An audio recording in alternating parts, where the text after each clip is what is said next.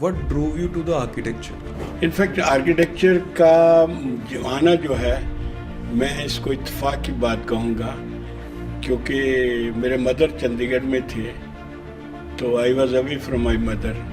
तो अल्टीमेटली जब मैंने अपनी प्रोफेशनल जर्नी शुरू करनी थी, मेरे पास दो ऑप्शन थे। चंडीगढ़ के अंदर क्या दिखता था जब आप चंडीगढ़ को देखते थे? आपको लगता था कि यहाँ कुछ अमेजिंग हो रहा है, या उस वक्त इतना ख्याल नहीं था इस चीज़ का? क्या उस टाइम पे क्या सोच थी आपकी? एक्चुअली चंडीगढ़ उस वक्त एवोल्यूशन में था, कंस्ट्रक्शन हो रही थी, पर इतना कंजेशन नहीं था जितना अब है।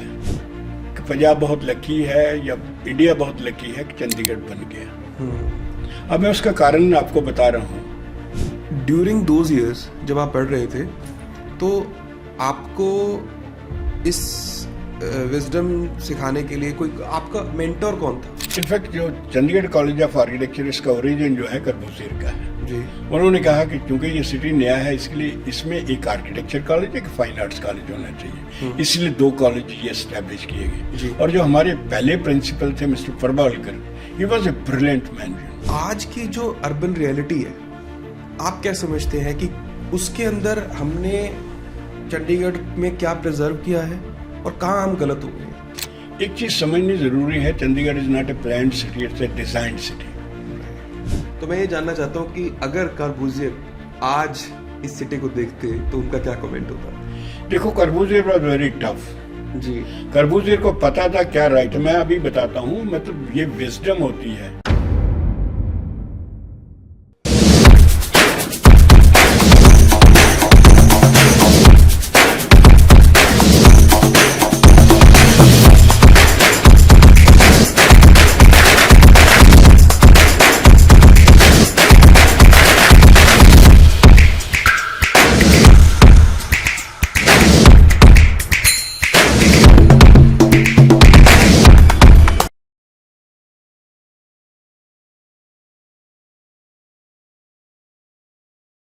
Welcome to design conversation, stories and conversations. जैसा कि आप सब जानते हैं, हम यहाँ आर्किटेक्चर, डिज़ाइन, बिल्डिंग डिज़ाइन, इन सब चीज़ों पे बहुत डिस्कशन करते हैं, लेकिन ये सब जिससे एक फैब्रिक से जुड़ा होता है वो है एक city and urban designing, urban landscape. जैसे कि एक सिटी थ्राइव करती है, बिल्डिंग को एक जगह देती है उसको बड़ा होने में, पैदा होने में, तो उसकी पॉलिसीज़ को, उसकी डेवलपमेंट को समझना बहुत ज़रूरी है। तो आज हमने इसीलिए ये एपिसोड रखा है कि हम थोड़ा सा उसके बारे में और जान सकें। तो जिनको आज मैंने बुलाया है, इनवाइट किया है, वो इस एरिया के लेजेंड है एंड पूरे नॉर्थ इंडिया उनको अच्छे तरीके से जानता है। कोई 55 ईयर्स अराउंड हो गए हैं उन्हें इस फील्ड में, I think more than that, and उसके अंदर वो इसमें एक बहुत ही बड़ा नाम हासिल कर चुके हैं। बहुत सारे शहरों की अर्बन पॉलिसीज़, अर्बन डिज़ाइनिंग में उनका हाथ रहा है। उसके साथ साथ इन्होंने एजुकेशन के अंदर बहुत काम किए हैं। तो आज समझते हैं, जानते हैं उनके एक्सपीरियंस को, उनकी जर्नी को समझने की कोशिश करते हैं। Architect Jeet Kumar Gupta ji, welcome sir. Thank you Karan for spacing me, और मुझे अपॉर्चुनिटी देने के लिए कि मैं अपनी जो मुझे समझ है या मुझे अभी तक मैंने देखा है उसको शेयर कर सकूं। सिटीज़ क्या होते हैं, एजुकेशन कैसे चलती है, क्योंकि ये दोनों ही बड़े कॉम्प्लेक्स हैं और मेरे ख्याल में इनको समझने के लिए काफ़ी रिसर्च की ज़रूरत है, जो कि हम लोग अभी नहीं कर पा रहे। सर, अगर हम चंडीगढ़ की बात करते हैं तो चंडीगढ़ की स्टोरी जब इंसेप्शन से शुरू होती है, तो आई थिंक आप तब से उसको समझने की कोशिश करें। आई थिंक समझ चुके हैं, उसको समझ भी रहे हैं। And I would like to know कि आपका बॉर्न एंड ब्रॉट अप कहाँ से, आप कहाँ से, शुरुआत से चंडीगढ़ से ही हैं या कहीं और से? नहीं, एक्चुअली मेरा बर्थ जो है पाकिस्तान से है। ओके। तो I was born in 1944। Okay, before. लेकिन वो पंजाब का ही पार्ट था, डिस्ट्रिक्ट गुरदासपुर में थे, और वहाँ से माइग्रेट होकर मैं बटाला में आया था। ओके। तो मेरी इनिशियल एजुकेशन टिल 64 मैंने बीएससी किया, वो बटाला से था। और उसके बाद जब मैं आर्किटेक्चर करने के लिए आया तब मैं 64 में चंडीगढ़ में आया। सो आई फ्रॉम 64 ऑनवर्ड्स मैं चंडीगढ़ में हूँ। So I have seen Chandigarh both as a student, as a professional, as a resident and as learner, you know. तो उस टाइम पे what drove you to the architecture? In fact architecture का आना जो है, मैं इसको इत्तेफाक की बात कहूँगा, क्योंकि मेरे मदर चंडीगढ़ में थे, तो I was away from my mother. तो अल्टीमेटली जब मैंने अपनी प्रोफेशनल जर्नी शुरू करनी थी, मेरे पास दो ऑप्शन थे। या तो मैं थापर पटियाला में सिविल इंजीनियरिंग थी, या मेरे पास आर्किटेक्चर की थी। जी। So for the first time, चूँकि I wanted to save my mother, so I opted for architecture as a choice, you know, to stay with my mother. Right. And it has been a perfect choice for you. So, sir, आप चंडीगढ़ की, जैसे आपने बताया कि आप उसकी Inception 64 के बाद से आपने उसको होते हुए देखा है, इवॉल्व होते हुए देखा है, और उसी टाइम पे आपकी नॉलेज इवॉल्व हो रही थी as a architect, as a student also. तो उस टाइम पे आपको एज अ प्लानर चंडीगढ़ के अंदर क्या दिखता था? जब आप चंडीगढ़ को देखते थे, आपको लगता था कि यहाँ कुछ अमेजिंग हो रहा है, या उस वक्त इतना ख्याल नहीं था इस चीज़ का? क्या उस टाइम पे क्या सोच थी आपकी? एक्चुअली चंडीगढ़ उस वक्त एवोल्यूशन में था, कंस्ट्रक्शन हो रही थी, पर इतना कंजेशन नहीं था जितना अब है। उस वक्त basically city was in the path of growth, you know. Okay. तो इसलिए बहुत ज़्यादातर बिल्डिंग जो थी गवर्नमेंट बिल्डिंग थी, because it's was a government city as well capital city. लेकिन उसके बाद जो है, आफ्टर 66 जब ये रीऑर्गेनाइजेशन हुआ, पंजाब बना, हरियाणा बना और चंडीगढ़ अलग रह गया, तो इसकी ग्रोथ बहुत तेज़ी से बढ़ी। So we have seen, you know, the city जो है, इसकी जो ग्रोथ जो है, that has primarily and essentially accelerated after 1st of November 1966 when this became a union territory. Okay. तो चंडीगढ़ जो है, अगर आप चंडीगढ़ हिस्टोरिकल देखते हैं, तो चंडीगढ़ की हिस्ट्री जो बड़ी अजीब सी हिस्ट्री है। लोग कहते हैं चंडीगढ़ बन गया, लेकिन मेरे ख्याल में ये समझना बहुत ज़रूरी है कि पंजाब बहुत लकी है या इंडिया बहुत लकी है कि चंडीगढ़ बन गया। अब मैं उसका कारण आपको बता रहा हूँ। अब देखिए, चंडीगढ़ बनने का कारण क्या था? चंडीगढ़ बनने का कारण था कि हमारे पंजाब में जब पार्टीशन हुआ तो कोई भी कैपिटल सिटी नहीं था जी। जो लाहौर था पंजाब का, वो पाकिस्तान में चला। अब लाहौर की कहानी बड़ी अजीब है। अब देखिए लाहौर कैसे बना, पंजाब पाकिस्तान को कैसे गया। आई थिंक ये भी बड़ी इंटरेस्टिंग स्टोरी है जो कि हमने देखा नहीं। हुआ क्या था, जब ये रेड क्लिफ जो थे वो बाउंड्री कमीशन के चेयरमैन थे, राइट, जिन्होंने इंडिया और पाकिस्तान की बाउंड्री ड्रा करनी थी। राइट। और इंडिया में दो स्टेट थे जिनको पार्टीशन किया गया, एक बंगाल था, एक पंजाब था जी। जब दोनों को पार्टीशन किया गया, अब ये भी बड़ी स्टोरी है कि इंडिया को इंडिपेंडेंस होना था 1948 जून में। ओके। और इसको प्रीपोन किया गया 15 अगस्त 1947 में। पाकिस्तान हुआ 14 अगस्त को 1947 और इंडिया हुआ 15 अगस्त को। अब ये डेट प्रीपोन हुई क्योंकि इंग्लिश भी वर अंडर कंपल्शन की फटाफट निकली यहाँ से। अब क्वेश्चन था कि बाउंड्री लगानी है, तो ये रेड क्लिफ जो थे, ही वॉज ए जज इन इंग्लैंड, तो उनको लाया गया कि तुम इसके चेयरमैन बनो। तो हमारे इंडिया के उसमें जो कमीशन बना, 2 हमारे जज थे, 2 पाकिस्तान के जज थे। हमारे मीरचंद महाजन थे, आई थिंक एक गजानन सिंह थे, वो 2 आदमी थे, बोथ वर ज्यूरिस्ट, वो हमें रिप्रेजेंट करे, 2 इस तरह पाकिस्तान से थे। हुआ क्या, ये उस वक्त रूल था जहाँ हिंदू और सिखों की पॉपुलेशन ज़्यादा होगी, that area will go to India, और जहाँ मुस्लिम है वो पाकिस्तान में जाएगा। लाहौर में हिंदूज और सिख्स मेजॉरिटी में थे। ओके। लेकिन फिर भी हिंदू को वो इंडिया को नहीं मिला। For the simple reason, Radcliffe ने ये कहा, अब मैं पाकिस्तान, ये बंगाल हुआ है, बंगाल की पार्टीशन की है, कलकत्ता आ गया इंडिया को। कहता है अगर मैं ये लाहौर भी इंडिया को दे देता हूँ तो पाकिस्तान के पास कोई सिटी नहीं रहता, तो इसलिए मैं बैलेंस करने के लिए मैं लाहौर को पाकिस्तान को दे रहा हूं, हालांकि this is all against the set principal.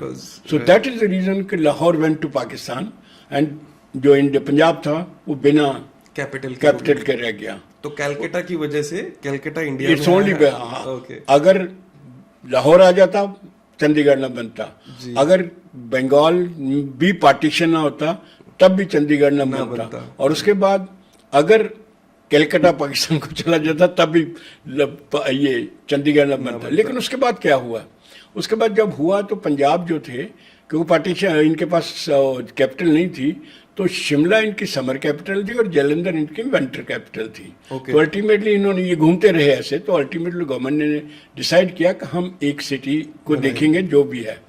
तो उन्होंने उस वक्त जो पीएल वर्मा थे, चीफ इंजीनियर थे, वे अमेरिका में पढ़ रहे थे. तो उनको बुलाया गया कि तुम स्टडी करो कि पंजाब की कौन सा सिटी को कैपिटल बनाया गया. तो उन्होंने 6-7 सिटी स्टडी किए. अमृतसर किया, जालंधर किया, पटियाला किया, लुधियाना किया, अंबाला किया और शिमला किया. लेकिन उनकी बहुत बढ़िया रिपोर्ट है. वर्मा साहब ही वॉज चीफ इंजीनियर, लेकिन ही was a brilliant man, you know. उन्होंने रिपोर्ट में आखिर में निकाला, फॉर वन रीजन और दी अदर, कोई डिफेंस का प्रोग्राम था, किसी में अपॉर्चुनिटी नहीं थी, कहाँ बहुत ज़्यादा रेफ्यूजी आ चुके थे. तो उन्होंने अल्टीमेटली कहा कि no city of the Punjab is ready to be upgraded as a capital city. ये उनकी रिकॉर्डिंग थी. तो उनकी जब उन्होंने रिपोर्ट सबमिट की कैबिनेट को, तो mister Gopichand Bhargava was the first chief minister.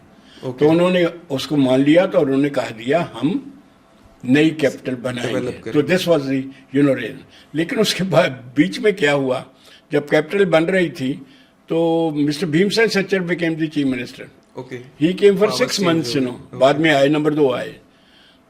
Sachar साहब जो थे वो अंबाला में इंटरेस्टेड थे.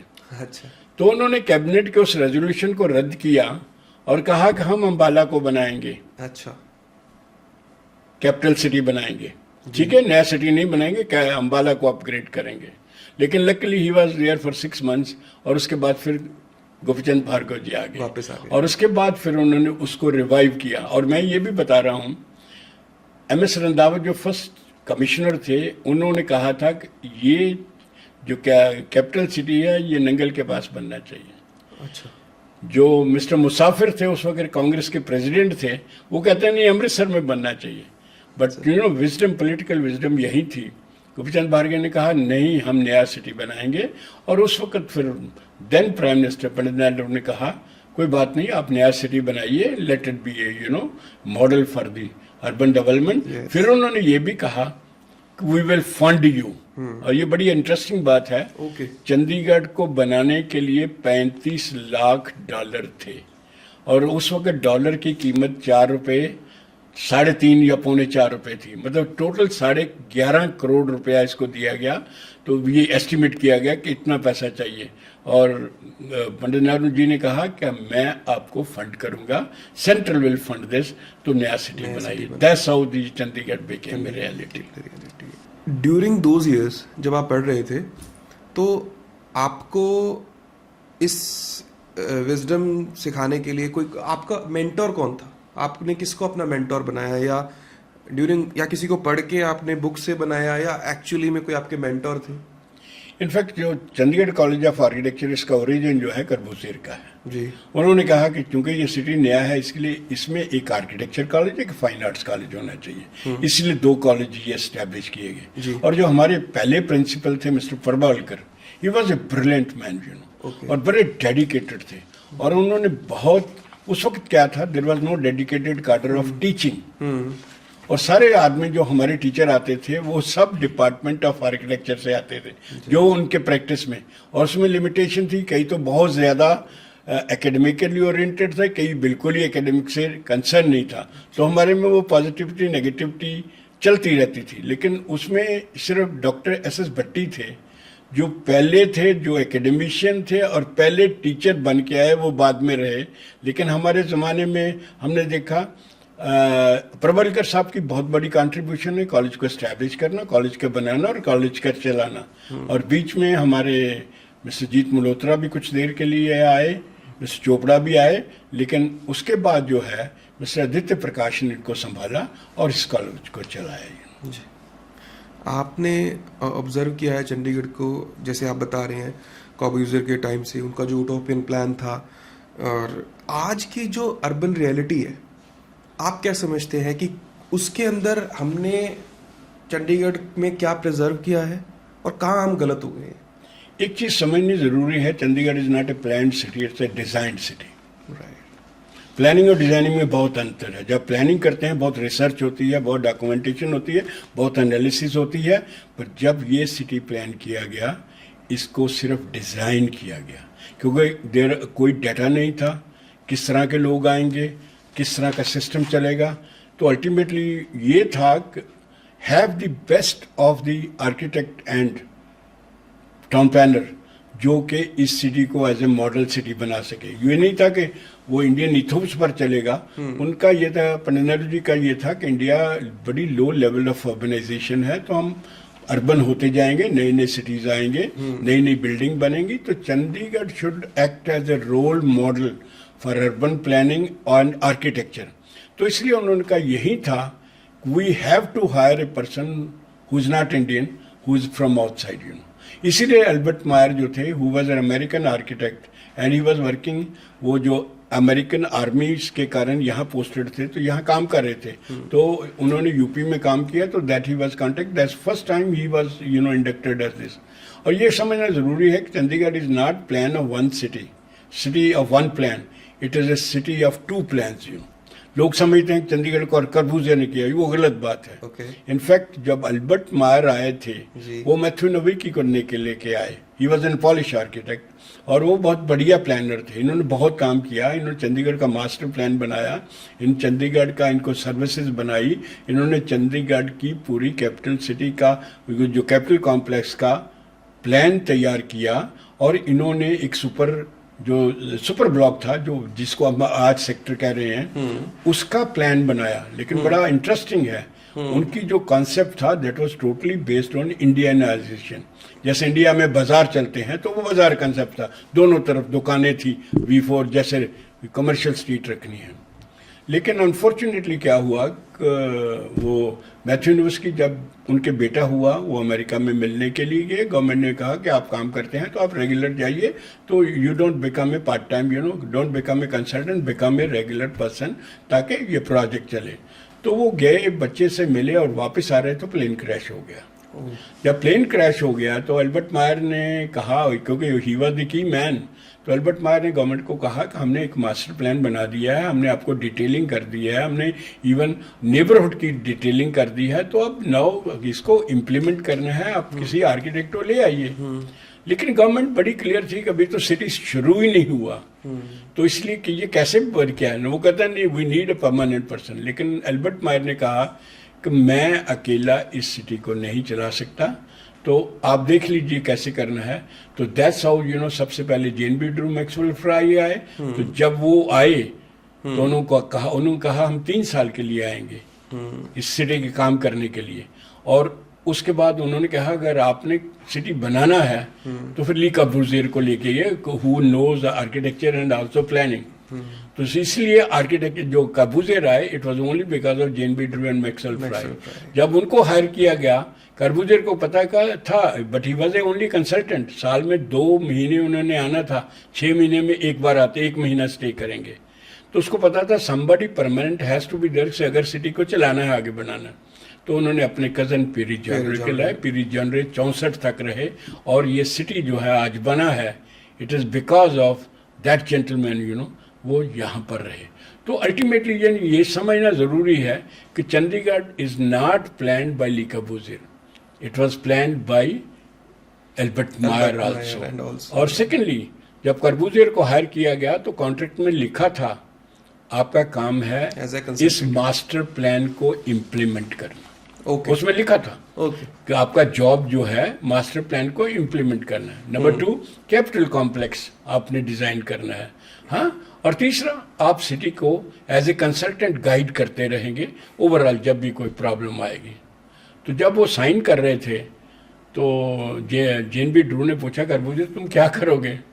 कहता है जब मुझे साइन करने हैं तो फिर मैं इनको समझाऊंगा क्या करना है। तो कर्बूजियर को जो कर्व से बड़ी हेट थी, इसीलिए उसने, अमेरिकन जो है कर्व को बहुत लाइक करते हैं, तो हर चीज़ उनकी कर्व में चलती है। इन्होंने सीधा पहले काम किया कर्व को हटा के, और कर्बूजे ने क्या किया, सिर्फ चंडीगढ़ आए, देखा और अपने आप को लॉक किया उसने, और 96 आवर के अंदर चंडीगढ़ में सो कॉल्ड मास्टर प्लान बना के उसने दे दिया कि दिस इज मास्टर प्लान, जिसमें ये ग्रिड आयरन पैटर्न था। तो ये मतलब कर्बूजियर ने, ये मतलब सोचने की बात है कि this city was not plan city, this was design city, और जिसको 96 आवर में कर्बूजियर ने डिफाइन कर दिया। और कर्बूजियर ने बिल्कुल उसमें उन्होंने जो पहला था प्लान, जिसमें पहले थे जो एल्बर्ट मायर ने कहा यूनिवर्सिटी की पोजीशन वही है, सिटी सेंटर की वही है, इंडस्ट्री की है, लेकिन कैपिटल कॉम्प्लेक्स की पोजीशन वहां रखी। अब कैपिटल कॉम्प्लेक्स की बड़ी यानी कि मतलब स्टोरी बड़ी अजीब है, क्योंकि जब एल्बर्ट मायर सोच रहे थे, उन्होंने क्या किया था, जो कैपिटल कॉम्प्लेक्स ने उनको उसके ये सुखना चौक के बीच में इंटीग्रेट किया होता। उनके कहा था आधी बिल्डिंग यहाँ होगी, ये दो प्रॉन्ग है ना, सुखना चौक है, तो उन्होंने कहा कि आधी बिल्डिंग इधर होंगी, आधी बिल्डिंग, ताकि बिल्डिंग लोग जब क्रॉस करेंगे तो ये पानी जो है नीचे से गुजर रहा है तो दैट विल बी इंटीग्रेटेड। जब कर्बूजियर आए तो उन्होंने सीधा उसको लेफ्ट कर दिया, वेस्ट में कर दिया, और उसके बाद उसको कहा इस पर बंद बनाओ, उसका लेक क्रिएट करो। अगर एल्बर्ट मायर का प्लान इंप्लीमेंट होता, चंडीगढ़ में कभी लेक ना होती। That is that is what he has done it. और लेकिन दो चीजें कर्बूजियर ने एल्बर्ट मायर को, Albert Mayer was not ready to sign the plan. वो कहता है अब इनका तो काम है मास्टर प्लान इंप्लीमेंट करें, ये तो मास्टर प्लान को रीडिफाइन करें। तो यहाँ भी कंफ्लिक्ट हुआ कि ये दोनों तरफ शॉप्स होनी चाहिए। तो इन्होंने कहा अगर दोनों तरफ शॉप होती हैं तो लोग क्रॉस करेंगे, कहीं एक्सीडेंट हो गया तो प्रॉब्लम हो जाएगी, तो शॉप एक तरफ होनी चाहिए। वो भी बड़ा झगड़ा हुआ। अल्टीमेटली ये हुआ, वो सेक्टर जो हैं वो एल्बर्ट मायर की एक कॉन्सेप्ट पर बनेंगे। तो सेक्टर 7 और 8 जो हैं they have been designed planned on the analogy of Albert Mayer. That's how he signed the master plan, and this was changed. So this is the false statement that Chandigarh is a planned city. Chandigarh is a designed city, not a planned city. Not planned city. Right. अभी आपकी बात से मुझे लगा कि जैसे कभी हमारी डिस्कशंस होती है यंग आर्किटेक्ट्स के साथ, some say that Chandigarh has done a finished project, but मैंने आपसे भी कई बार डिस्कशन की है एंड आपको सुना भी है बहुत बार, you always call it a living laboratory. So what do you mean by that? In fact Chandigarh को रिसर्च नहीं किया गया। चंडीगढ़ की इतनी कंट्रीब्यूशन है जो हम लोग सोच भी नहीं सकते। अभी हम देख रहे हैं, हम भी पढ़ते हैं, देख रहे हैं, हमने भी पहले देखा, सिटी को देखा, बहुत बार देखा। मेरा थीसिस भी था चंडीगढ़ विजन एंड रियलिटी, जब मैंने मास्टर्स किया 74 में, तो उसमें मैंने आइडेंटिफाई किया चंडीगढ़ को कर्बूजे ने क्या सोचा था, क्या बना, और क्या वाई का अगर वेरिएशन है तो किस कारण है। लेकिन उसके बाद जब अब सोच रहे हैं, चंडीगढ़ में बहुत चीज़ें हैं जो कि कभी लोगों ने देखी नहीं, सोची नहीं। अभी हम कहते हैं 10-15 मिनट का सिटी आ गया। Chandigarh was the first city to be designed as a 10-minute city. True. उसका कारण मैं बताता हूँ। उसका कारण जो कहा था, उन्होंने कहा सेक्टर है। Sector was planned on the analogy of city with in A city. Yes. और ये सेक्टर का साइज जो था 800 मीटर बाई 1200 मीटर था, जबकि सुपर ब्लॉक जो एल्बर्ट मायर ने किया था 500 × 1000 था, मतलब आधा था, इससे आधा था। ये पूरा 1 स्क्वायर किलोमीटर का है। लेकिन कर्बूजियर ने जब इसका स्केल रखा, कर्बूजियर को 400 मीटर से बहुत ज़्यादा लगाव था। ही सेड 400 मीटर जो डायमेंशन है is a very very convenient और ह्यूमन ओरिएंटेड है, इसीलिए 2 मॉड्यूल 400, 800 और 3 1200 हो गया। तो उसने कहा कि मैं सेक्टर जो बनाऊंगा it is city with in A city, self content, self sufficient, फिर और टर्म्स इन टर्म्स ऑफ आपकी लिविंग में है, आपकी एजुकेशन में है, आपको शॉपिंग चाहिए, आपको हेल्थ केयर चाहिए, आपको ओपन स्पेसेस चाहिए, everything you need is available with in this city. And he said I don't want कोई मेरा 16 साल से कम बच्चा सेक्टर से बाहर जाए, इसलिए सेक्टर जो है इंट्रोवर्ट प्लान किया गया। Introvert plan। अनफॉर्चुनेटली हमारे चार्ल्स कोरिया जो है, इनको जनाना सिटी कहते हैं, वो कहते हैं कि ये सिटी इनवर्ड लुकी है, लेकिन कर्बूजे ने बहुत कॉन्शियसली काम किया जी। कि अगर, क्योंकि बाहर फास्ट ट्रैफिक बाहर है, Yes। अगर मैं मकान को बाहर करूंगा तो बच्चे क्या देखेंगे, व्हाट इज द नॉइस होगी और एक्सीडेंट हो गए, तो इसलिए इंट्रोवर्ट रहना चाहिए। और उस वक्त देखिए, आज मैंने पहले बात की, Chandigarh was the first city which was planned as a 10-minute city, और उन्होंने साइज रखा और हर चीज V4 के अंदर रख दी, किसी भी कोने में चलेंगे पैदल चल के 10 मिनट में पहुंच जाएंगे। सो that is what number 1। Number 2, you know, rain water harvesting की हम आज बात कर रहे हैं। Lake is the first example of rain water harvesting. अब देखिए, it was not done at individual level, it done at city level. और ये आज हम बात कर रहे हैं, तो उन्होंने उसी वक्त लेक क्रिएट कर दी थी। अगर लेक के कारण आप देखिए कितना, क्योंकि चंडीगढ़ के अंदर कोई पेरिनियल वाटर नहीं है, कोई भी वाटर स्टोरेज नहीं है। This the first water they created at the year 1955। Thirdly आप देखिए सस्टेनेबिलिटी, जो रेन वाटर हार्वेस्टिंग जो थी, उन्होंने बिल्डिंग लेवल पर भी इंट्रोड्यूस कर दी। आप सेक्रेटेरिएट, आप असेंबली देखिए, हाई कोर्ट देखिए, उनका जितना रेन वाटर है कहाँ गिरता है, दोनों तरफ उन्होंने टैंक क्रिएट कर दिया। अदरवाइज पैसा था नहीं, तो उन्होंने रेन वाटर को अगर आपने ड्रेन ऑफ करना है तो सारी बिल्डिंग का कहाँ तक पाइपें चलेंगी, कैसा सिस्टम चलेगा। उन्होंने इसीलिए कहा they integrated rain water as part of the building design. आप देखिए वो दोनों से कितना इकोनॉमिकल हुआ, दैट्स अमेजिंग। आपके उसका करेक्टर देखिए, एक फीचर बन गया और रिफ्लेक्शन होती है उसका, हीट आइलैंड इम्पैक्ट देखिए कितना मॉड्यूलेट करता है। I think that's amazing. Third जो उन्होंने कहा था कि ये जो हमारा ट्री प्रिजर्वेशन ऑर्डर है, कि जितने चंडीगढ़ में जो ट्री हैं दे will be all protected trees, सिर्फ एक पेज का ऑर्डर है जिसके अंदर था जो भी लैंड एक्वायर की गई उसके अंदर जो ट्री एग्जिस्ट करते हैं वो प्रोटेक्टेड ट्री हैं, इसको टच नहीं किया जाए। फोर्थली उन्होंने देखो ये किया कि ये आपकी लेशर वैली है, ये बिल्कुल डेरेलिक्ट चो था। तो आम आदमी कहते हैं चो को सीधा करो या इसको भरो, इसको अर्बनाइज करो।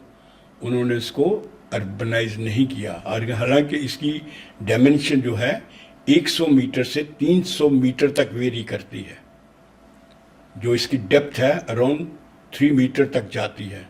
उन्होंने इस सारी लेयर वैली का best of the parks, best of the recreation, best of the cultural, you can move from one end to another walking through the leisure valley, और उन्होंने उसको चो को कन्वर्ट करके लेशर वैली कर दिया और सस्टेनेबिलिटी को एम्बेड कर दिया। आप देख सकते हैं कि व्हाट इज द कल्चर। उसके बाद उन्होंने पेरिफेरी कंट्रोल एक्ट निकाला कि वो ये था कि चंडीगढ़ का आप देखिए कि उन्होंने कहा कि पहला जब 5 लाख का सिटी बनना था तो उन्होंने ये झगड़ा हो गया, 5 लाख का सिटी बनाएंगे तो लोग कहाँ से आएंगे, क्योंकि इट्स ए गवर्नमेंट सिटी, आप इंडस्ट्री अलाउ नहीं कर रहे, आप वो you are only having the government employees, तो कहाँ से लोग आएंगे। तो फिर उन्होंने कहा हम ऐसे करते हैं, हम सिटी को 2 स्टेजेस में बांटते हैं जी। स्टेज 1 में 9,000 एकड़ लिया गया, 1.5 लाख आदमी जो है, जिसको बाद में 2.5 लाख कर दिया गया। तो उन्होंने कहा हम स्टेज करेंगे। उसके बाद देखिए उन्होंने कहा अगर जरूरत पड़ी तो फिर हम सेकंड स्टेज बनाएंगे, 3.5 लाख आदमी सिर्फ 6,000 एकड़ में जाएंगे। So the density of phase 1 and phase 2 was stage 1 and stage 2 was 3.5 time more then that. तो अगर सेकंड स्टेज में 31 से 47 तक सेक्टर अगर आपको कंजेशन लगती है, इट इज नॉट कि ये वैसे आ गए, it is planned like that. अब कबूजर को कहा गया, अब तब उन्होंने कहा कि ये दूसरा आएगा और जब जरूरत होगी तब करेंगे। तब ये उनको प्रॉब्लम आई कि अगर हमने अभी प्लान करके छोड़ दिया तो लोग तो फटाफट आगे श्रम बना देंगे, इधर उधर कंस्ट्रक्शन शुरू हो जाएगी, बिकॉज़ पीपल नो कि यहाँ तो कैपिटल बन रही है तो उसके बाहर जितनी जमीन है लेट्स डू इट। उन्होंने कहा नहीं, पेरिफेरी कंट्रोल एक्ट लगाएंगे। 8 किलोमीटर तक उन्होंने फ्रीज कर दिया। उन्होंने कहा कि एक तो ये है कि there will be no urban ill planned urbanization, number 2 जो है कोई स्लम्स नहीं है, नंबर 3 जब हमें ज़रूरत होगी, अगर ये दूसरा फेज आएगा तो ये लैंड हमें मिले। acquire so that is what you no this. और इसके एक पहलू और भी है, उन्होंने उस वक्त सोचा कि कर्बूजेर को पूछा गया कि ये 5 लाख के बाद कोई सिटी तो रुकेगा नहीं, तो क्या करेंगे?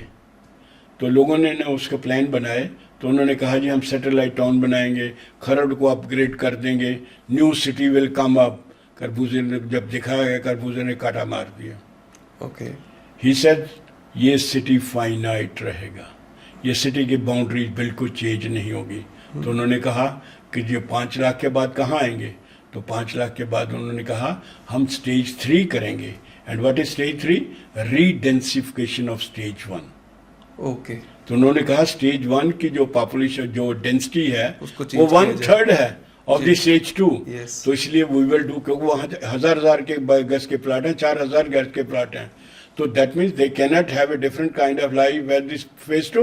सो वी विल, सिटी को एक्सपैंड नहीं करेंगे, सिटी जो है वो 70 स्क्वायर किलोमीटर में सिमट के रह जाएगा, लेकिन एडिशनल पॉपुलेशन हम उसके बीच में एडजस्ट करेंगे without compromising with the quality of life and जो सिटी आपको दे रहा है।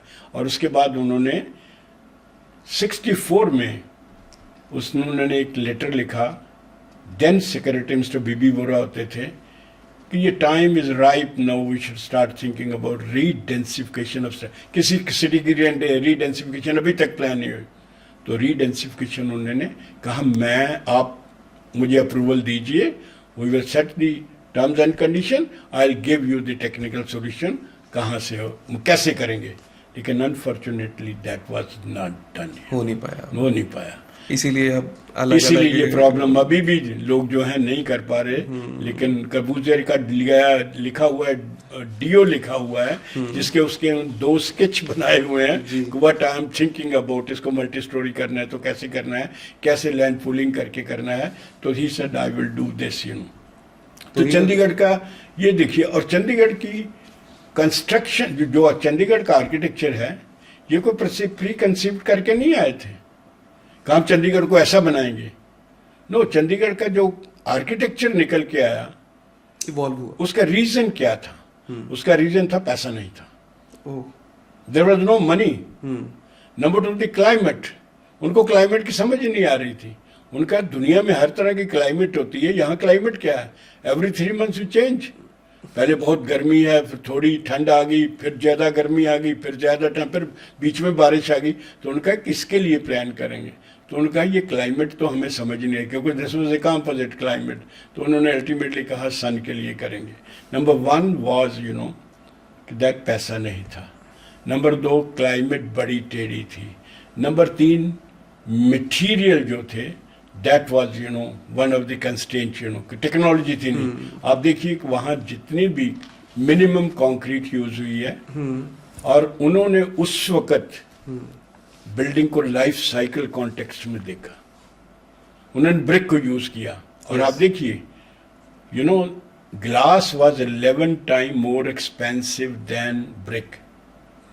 ब्रिक, ये वुड थी 7 time more expensive than brick. तो इसलिए जो अगर पैसा बचाना है तो मिनिमम ओपनिंग होगी, मिनिमम ग्लास होगा, मिनिमम आपकी वुड होगी, only then you will be doing that. तो ये आर्किटेक्चर जो है, that is outcome of climate, outcome of money, outcome of, you know, technology and the available material. और उस वक्त में देखिए प्री फैब्रिकेशन, जो आज हम बात कर रहे हैं, उन्होंने प्री फैब्रिकेशन किया। और गवर्नमेंट की बिल्डिंग के अंदर ये जितनी भी रूफिंग है, किसी को कंक्रीट नहीं किया। They wanted to innovate each and every time, despite, you know, constraint of money and this, but they promised हम सिटी को सबसे बढ़िया आर्किटेक्चर देंगे, कन्वीनियंट देंगे। और उसके बाद देखिए, अभी तक इंडिया में चंडीगढ़ शुरू हुआ 1951 में, आज हो गया 2025, 74 ईयर के बाद भी जब हम इतने प्रॉस्परस एंड टेक्निकल हैं, हम चंडीगढ़ को रिपीट नहीं कर पाए। और कहीं ना कहीं आप ये देखते हैं कि जैसे हम अभी बात करते हैं कि प्लानिंग जो होनी चाहिए कॉन्टेक्स्ट बेस्ड होनी चाहिए। जैसे अभी आपने बताया कि कार्बूजियर को ये कॉन्टेक्स्ट मिला, पैसे कम थे या जो भी प्रॉब्लम्स थी, उसके साथ साथ क्लाइमेट का इश्यूज था, और उसके साथ साथ आप हम देखते हैं कई जगह पे चंडीगढ़ को रिपीट करने की कोशिश भी की गई। तो उस पर आपका क्या कहना है अभी? अगर वहाँ कॉन्टेक्स्ट अलग है, वहाँ क्लाइमेट अलग है, फिर वहाँ लोग चंडीगढ़ को जब रेप्लिका करते हैं तो इज इट राइट और not? What is your take? देखो, चंडीगढ़ में जो कॉपी की गया वो सेक्टर किया गया, सेक्टर हर जगह को उन्होंने सेक्टर लगा दिया। लेकिन चंडीगढ़ का जो कॉन्सेप्ट है as a holistic, as a human body, वो कोई नहीं कर पाया। कोई नहीं कर पाया क्योंकि यहाँ जो थे उनके पास बहुत जिंदगी का बहुत बड़ा एक्सपीरियंस था। कार्बूजियर ने बहुत ज्यादा वर्क किया था बिफोर ही केम आउट। जी जी। तो उन्होंने पूरा कहा था कि सिटी कैसे चलेंगे। अभी भी देखिए 7 V's जो कॉन्सेप्ट है, ये उनका स्टडी किया, किसी सिटी में वो नहीं है, नहीं है। और अमेजिंग कॉन्सेप्ट है और बहुत ही प्रैक्टिकल है। प्रैक्टिकल है और this is very good, you know. Unfortunately क्या हुआ है, अगर चंडीगढ़ में अगर आपको लगता है कि चंडीगढ़ में ट्रैफिक प्रॉब्लम है, तो एक तो ये है सिटी एक्सटेंड हो गया, 2 और सिटीज आ गए। लेकिन सबसे प्रॉब्लम जो आ रही है वो आ रही है जंक्शंस पर जी। लेकिन उस वक्त भी देखिए कार्बूजियर ने जो प्लान किया था, इन्होंने सिटी के लिए मास ट्रांसपोर्टेशन प्लान किया है 1964 में। ओके। जो लिफोन, जो उस वक्त he was the chairman of the Paris, जो मास ट्रांसपोर्टेशन के चेयरमैन थे, उनके साथ मिलकर सिटी का पूरा प्लान बनाया। अच्छा। और उन्होंने ये कहा कि चंडीगढ़ के लिए बस based transportation is the best system of this. फिर उन्होंने क्या किया, आगे उन्होंने क्वालिफाई किया कि आप 3 तरह की बसें चलाएंगे, एक तो लार्ज कैपेसिटी, एक मीडियम कैपेसिटी, एक लिमिट छोटी कैपेसिटी।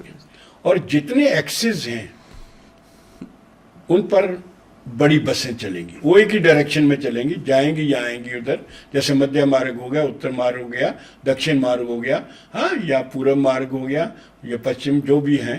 तो इन पर मार्ग पर बड़ी बसें चलेंगी मेजर। अदर दाई V2 V3 उस पर मीडियम बसें चलेंगी जी। और V4 चलेंगी विद इन दी V4, जो छोटी बस है वो V4 है। तो उन्होंने ये कहा था कि हम कहेंगे हर आदमी को एक टिकट मिलेगी और कहीं भी जाना है उसको 2 से ज्यादा चेंजेस नहीं करनी पड़ेगी, एक ही टिकट पर चलेगी और 5-5 मिनट बाद बस मिलती जाएगी and you will B at your place. तो ये सिस्टम नहीं हुआ, नंबर 1। नंबर 2, उन्होंने कहा सबसे प्रॉब्लम होती है जंक्शन पर, व्हेन यू टर्न राइट, सबसे प्रॉब्लम है। तो उन्होंने कहा कि कोई पैसा था नहीं, तो उन्होंने ग्रिड आयरन बनाया और उसके लिए उन्होंने जंक्शन को 4 स्टेजेस में कहा।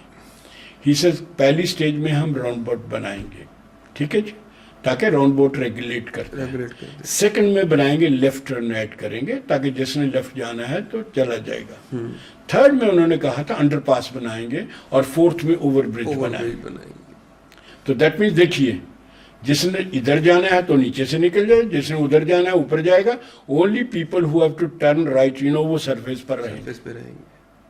तो वो अभी तक 2 स्टेजेस हुई हैं, लेकिन बाद में सोचा गया क्योंकि ग्रिड का फर्क था 800 मीटर का, तो उन्होंने कहा कि ये क्या ये चढ़ना है आपने तो 100-150 मीटर पहले चढ़ेंगे, फिर उतरेंगे, फिर जाके चढ़ना शुरू हो जाएगा। तो वो कहते हैं आदमी चढ़ता उतरता रहेगा। लेकिन अगर वही कंसेप्ट जो है अभी भी उन्हें सिलेक्टिव बेसिस, जहां बहुत ज्यादा रश है राउंड बोट में, करके देखेंगे, सिटी विल बी, ये ट्रैफिक जो है it will be much better हो जाएगा जी। अब एक सवाल पूछता हूँ, जिस तरह आपने कॉर्बूजियर को बहुत पढ़ा है, बहुत समझा है, उनके माइंडसेट को भी थोड़ा बहुत आई थिंक जान गए होंगे आप, तो मैं ये जानना चाहता हूँ कि अगर कॉर्बूजियर आज इस सिटी को देखते तो उनका क्या कमेंट होता? देखो, कॉर्बूजियर वाज वेरी टफ जी। कॉर्बूजियर को पता था क्या राइट। मैं अभी बताता हूँ, मतलब ये विजडम होती है। लाइक आप देखिए, उनका काफी डिफरेंस ऑफ ओपिनियन हुआ कि जैसे वेस्टर्न कमांड आ गया। अगर वेस्टर्न कमांड जो था पहले शिमला में था, तो जब इसको गवर्नमेंट ने कहा जो वेस्टर्न कमांड आएगा, तो काबूजे ने अपोज किया था western command should not be near Chandigarh, क्योंकि I don't want the peace of my Chandigarh resident to be disturb by the marching of the army, you know, number one. तो ही सेड ये तो complication हो जाएगी।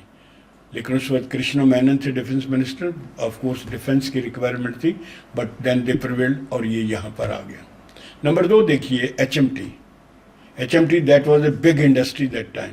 तो पंजाब को इंडस्ट्रियलाइज करने के लिए उस वक्त पंजाब के चीफ मिनिस्टर ने HMT को लाए पंजौर के पास।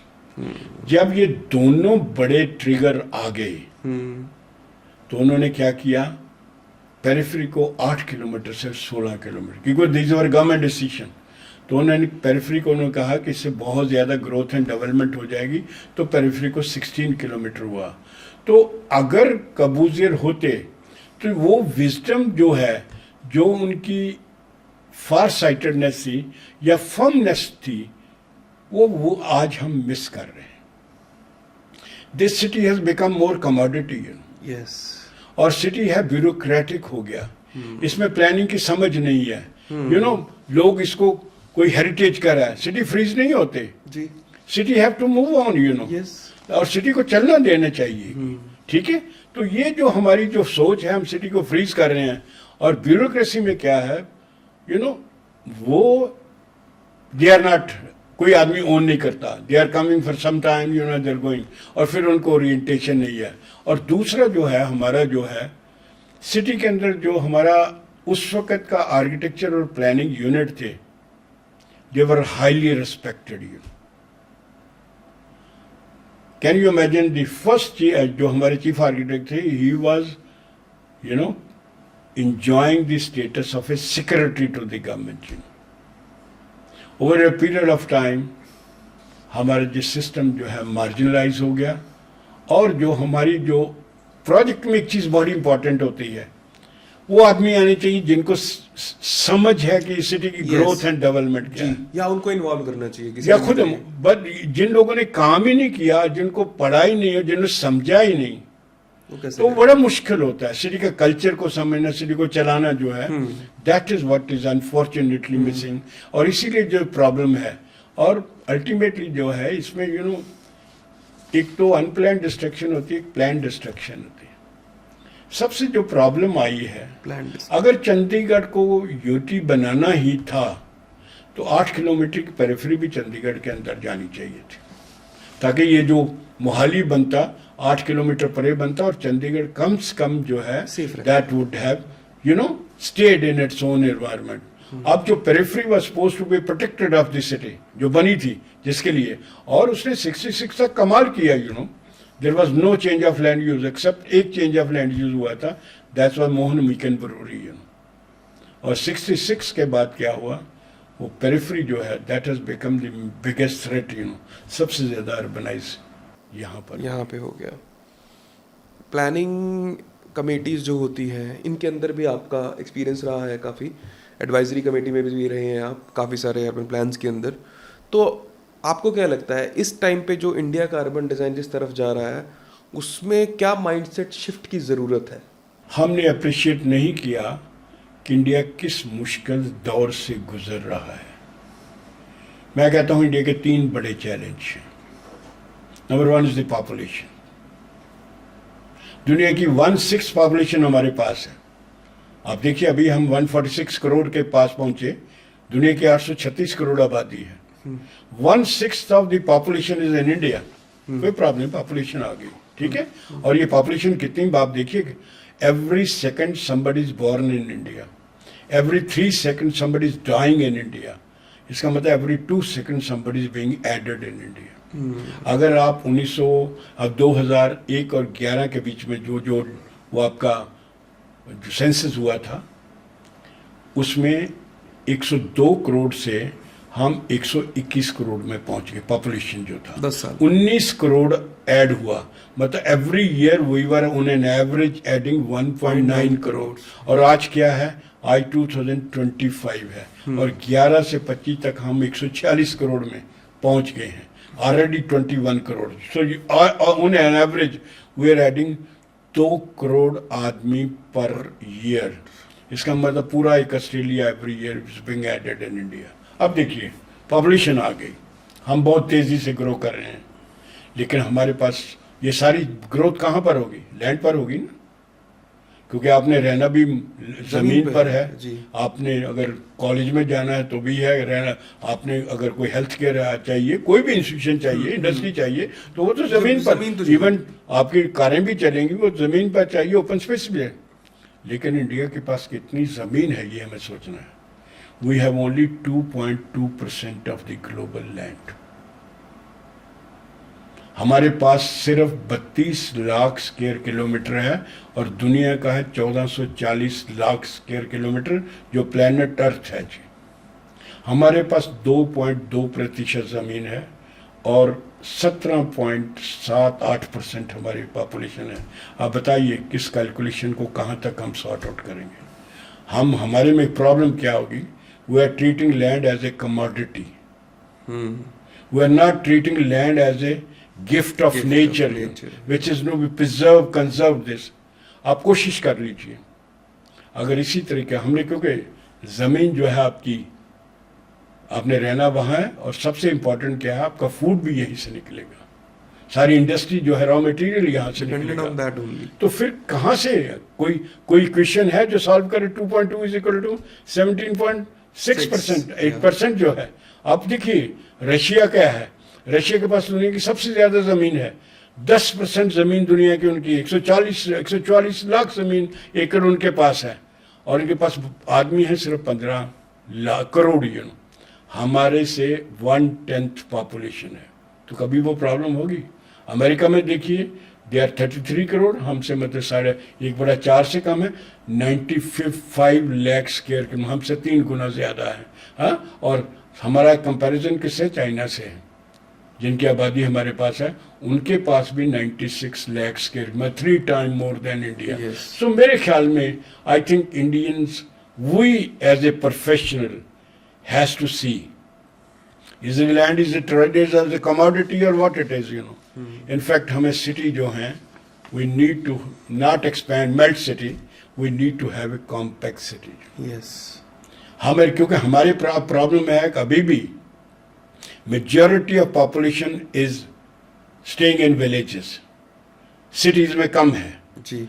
पॉवर्टी बहुत ज़्यादा है, रूरल पॉवर्टी बहुत ज़्यादा है। और let me also explain to you, हम सोचते हैं पॉवर्टी जो है सिटीज़ की प्रॉब्लम है। So poverty is neither a urban problem neither rural problem, it's a human problem, it's a human problem जी। तो इसलिए जो है अल्टीमेटली जो गांव के लोग हैं जिसमें मेजॉरिटी है, पॉवर्टी भी ज्यादा है अर्बन से ज्यादा, उनके पास क्या ऑप्शन है? Just to migrate. तो इसलिए हमें अल्टीमेटली सिटीज को नहीं देखना, हमें रूरल एरिया को भी एम्पावर करना है। Yes, number 1। नंबर 2 जो है, हमें सिटी को एक्सपैंड नहीं करने देना, हम सिटी को कॉम्पिटेट रखेंगे, सिटी को कन्फाइन करेंगे। और मैं आज आपको बता रहा हूं, अनफॉर्चुनेटली जो इंडिया में है, the entire urban planning is dictated by town planners, और मैं ये कह रहा हूँ future city shall be dictated by architects. Architects have to own this. Architect ये एक बिल्डिंग नहीं चलाएंगे, ये सिटी बनाएंगे, and they are the one who have the solution. Town planner के पास सोल्यूशन नहीं है, वो तो लैंड ली काट करके आपके हवाले कर दिया। लेकिन there are examples, Ultima tower plan किया गया आर्किटेक्ट ने जी, 2 माइल हाई टावर है। यस, 500 स्टोरी है उसकी, बिल्कुल उस सिटी के अंदर, उसके अंदर 10 लाख आदमी एक बिल्डिंग के अंदर सारे, तो कौन डिफाइन करेगा? टाउन प्लानर करेगा या आर्किटेक्ट करेगा? So I think architects have to come forward. तो हमें जो अर्बनाइजेशन है, नंबर 1, हमें अर्बन एरिया को नहीं करना, हमें रूरल एरिया को भी साथ में जाना करना है, उसे एम्पावर करना है, उनको और एम्पावर करने का तरीका यही है, we will not go for urban planning, it will be second priority, first will be regional planning. तो जिसमें रीजन में अर्बन और रूरल हम दोनों को देखते हैं, और सेल्फ सस्टेन भी हो जाए। आज तो के अर्बन एंड रूरल दोनों एक दूसरे को सपोर्ट कर रहे हैं और दे आर ये नहीं है वो मार्जिनलाइज कर से, तो in fact both have to come on the same platform, though have to share their resources. यही प्रॉब्लम मैं देखता हूँ। मैं जब बात करता हूँ, अगर हम छोटे शहरों की बात करते हैं, ऑफ बीट सिटीज की बात करते हैं, टायर 2 टायर 3 सिटीज की बात करते हैं, गरीबी की वजह से भी डेफिनेटली माइग्रेशन होती है, और भी चीज़ों की वजह से भी होती है। अगर ठीक भी है, अच्छा सस्टेन भी कर रहे हैं, लेकिन फॉर एजुकेशन बच्चे को पढ़ने बाहर जाना ही पड़ता है, माइग्रेट होना पड़ता है।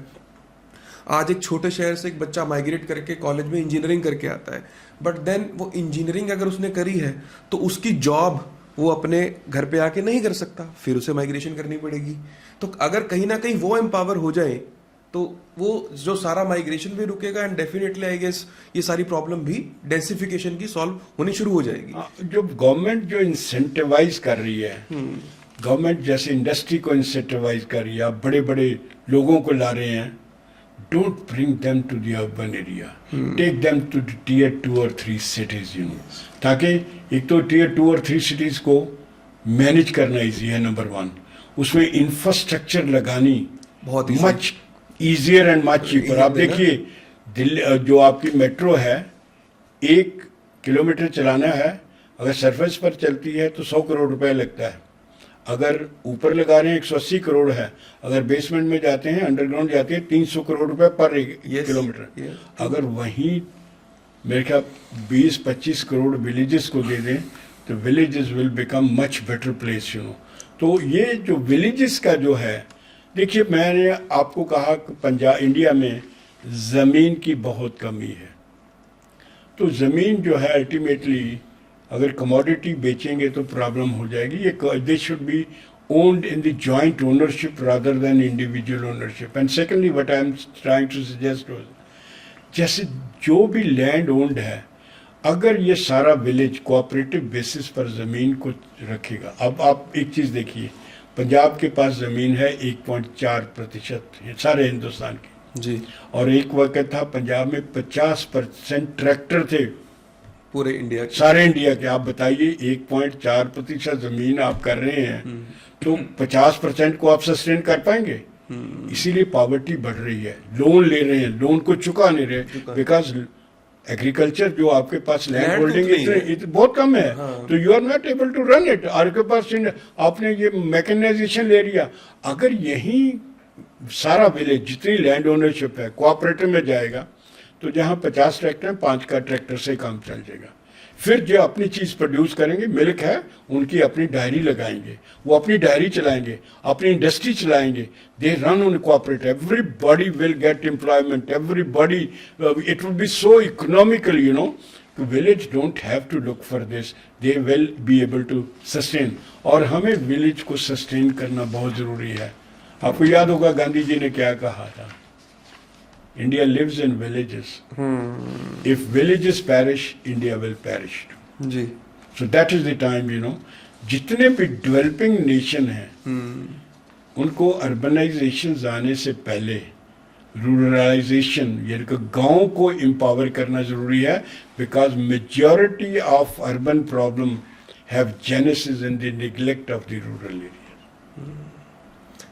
अभी आपने जिक्र किया गांधी जी के बारे में, थोड़ा एजुकेशन पे अगर मैं टॉपिक थोड़ा सा उधर लेके जाता हूँ, तो मैंने अभी जब आपको स्टडी कर रहा था तो मैंने देखा कि आपकी एकेडमिक्स में एक है diploma in Gandhian studies.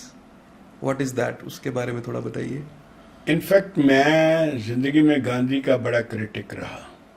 Okay, I never agreed with what Gandhi ji said, लेकिन बाद में मैंने सोचा मुझे गांधी जी को स्टडी करना है, तो पंजाब यूनिवर्सिटी में उस वक्त this was an opportunity, they were giving a post graduate diploma. और गांधी भवन आप समझते हैं आर्किटेक्चर की सबसे बढ़िया मिसाल है, the kind of building that is मेरे ख्याल यूनिक है चंडीगढ़ में। बिल्कुल। तो वह मैं पढ़ा, गांधी जी की थॉट जो थी वो बहुत बढ़िया थी, दैट वाज ग्रास रूट, मतलब फिर वो समझने की लगती है ना। तो गांधी जी हम कहते हैं जी वो इंडस्ट्रियलाइजेशन के खिलाफ थे, लेकिन जब पढ़ा तो उन्होंने कहा I am not against industrialisation, I am against industry which replaces human being with machine. मतलब वो इंडस्ट्री अगर अनएम्प्लॉयमेंट क्रिएट करती है तो I think I am against that industry.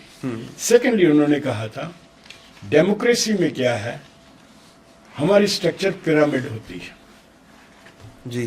Pyramid क्या है, ऊपर से हर पॉइंट जो है नीचे को दबाता है जी। He said I don't want that kind of society structure ruling. I want a concentric circle, you know. Concentric में यह है every point is supporting the other. They are not ruling this. So he says secondly. Third उन्होंने education के बारे में कहा था कि बच्चे को बेसिक प्रिंसिपल पता होना चाहिए।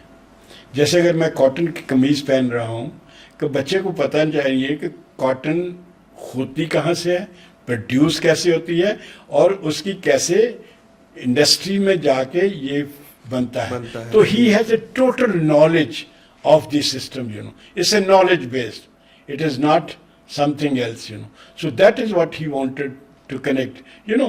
उनके इकोनॉमिक थॉट भी थे and you know there are many things which he had, but I think he is, मैं उस वक्त रेलेवेंस की बात नहीं कर रहा, मैं उनकी रेलेवेंस की बात आज भी कर रहा हूँ। और उन्होंने क्लियरली कहा था there are going to be two culture. मैं 1920-30 की बात कर रहा हूँ। उन्होंने लिखा था इस दुनिया में, हिंदुस्तान में 2 कल्चर होंगे, एक अर्बन बेस्ड कल्चर होगा और एक रूरल बेस्ड कल्चर होगा। और कहता है कि अर्बन कल्चर जो है वो एक सांपों की तरह है जो एक में लिपटे हुए हैं और दे आर वेरी डेंजरस। अगर इंडिया अर्बनाइजेशन की तरफ जाएगा, विलेज को निगलेक्ट करेगा, तो India will be in problem. That's it. But he ultimately wanted कि villages need to be respected, need to take care, you know, and village should be. और उन्होंने विलेज प्लानिंग पर बड़ी डिटेल से बात की। मैंने जो अपना थीसिस किया था, मैंने कहा Gandhian concept of village planning, तो एक बहलाना विलेज था जिसके अंदर मैंने उनके कंसेप्ट को लगा के पूरा किया था। और उन्होंने बिल्कुल क्लियर लिखा था कि क्वालिटी ऑफ लाइफ के बारे में बात की, वेंटिलेशन, जो मकान बनेंगे कैसे हैं, जो इवन पॉन्ड है उसको कैसे प्रोटेक्ट किया जाएगा, कैसे विलेज वाले लोग जो हैं एनिमल्स कभी घर में नहीं रखेंगे, अलग रखेंगे। उन्होंने उस वक्त कहा था that village should be one neat clean hygiene जो है, and they should have best of air light and ventilation, they should be self employed, they don't need to run away from that, you know. That's what that was a. तो हो पाया उस village में वो जो आप मैंने किया whatever I could do, you know. I try to do it and I was able to, you know, understand and do it. हालांकि कई चीज़ें लिमिटेशन लगती हैं, but I think they were more relevant, you know, more that can empower a village, you no.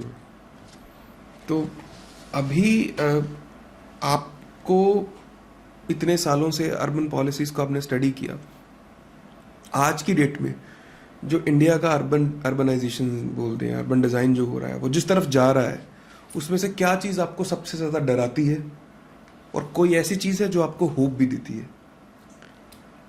Actually अगर मैं आपको पूरे system को देखूं, हमारे जो जितने प्रोफेशनल हैं they lost A track, you know.